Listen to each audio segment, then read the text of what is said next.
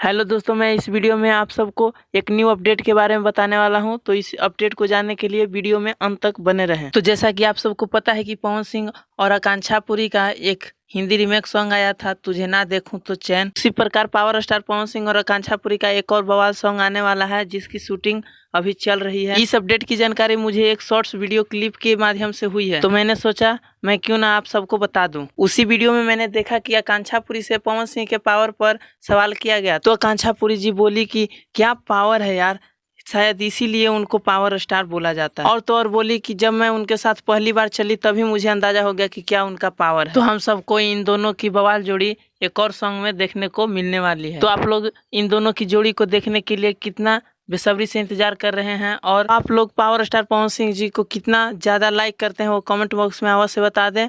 और वीडियो को लाइक करें और हमारे चैनल महाकाल न्यूज भोजपुरी को सब्सक्राइब कर लें, ताकि ऐसे ही अपडेट आप तक पहुंचती रहे। धन्यवाद।